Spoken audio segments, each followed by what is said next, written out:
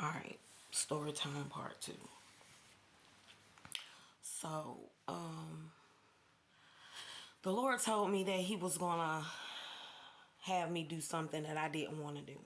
And I'm like, Lord, can you tell me what it is? He was like, no, but when it comes, you're gonna know what it is. So about a month before this situation or circumstance happened, right? My apostle at the time called me to the front, and he just kept beating me with his towel, just hitting me with the towel.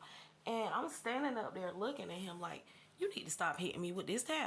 So in the midst of him hitting me with this towel, he is talking to me like, he is like, I know this is aggravating, but I can't stop because this is what God is telling me. So I'm like, Lord, if you telling him to hit me with this towel, then I can't hit him. So all the Lord kept saying is you can't lay hands without the anointing. That's called assault. So I'm like, okay, I'm not assaulting him because technically he's not assaulting me, but it is just aggravating. And when I said that, he said, the thing that you're about to go through is about to be aggravating.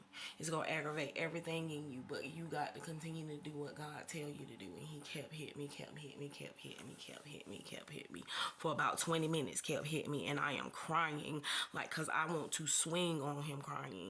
So at this point, you know what I'm saying? I'm like, Lord, I surrender whatever you want me to do, da da da da da da da. So fast forward about 3.5, 4 weeks. I get up one morning and I'm like, anybody going to come pick me up to take me to the church? Because it was cold and ain't nobody responding. All of a sudden, this dude was outside talking about, I'll take you to the church because I need to pray before I go to work, blah, blah, blah, blah. So we go to the church, I unlock the door, you know, I put the worship music on, and I am trying to come out of the fact that I'm mad now. You know what I'm saying? And so I keep walking, and the Lord keep telling me to pray for Dwayne Johnson. I was like, Lord, you want me to pray for The Rock? He was like, no, I want you to pray for Dwayne Johnson. Remember that name, Dwayne Johnson. So as I walk around the church, I am speaking in tongues and I am praying for Dwayne Johnson, right? So as I'm praying for Dwayne Johnson, the Lord is telling me different words and stuff like that. So I keep hearing identity crisis and this, that, and the other. So I am praying fervently all day long for Dwayne Johnson. This is at 5 a.m. when I open the church for 5 a.m. prayer. So now I have to come back to open up the church for 12 noon. So noonday prayer, you know what I'm saying? And I am at the church or whatever, and I am still praying for Dwayne Johnson. I have the worship music praying, people come in and I anoint them. And so when Apostle Newton came in, it was his birthday.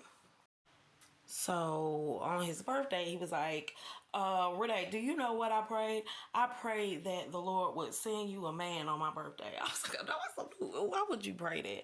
And he laughed and joked because he would always tell me stuff like that. And I knew that he had the best intentions in his heart for me.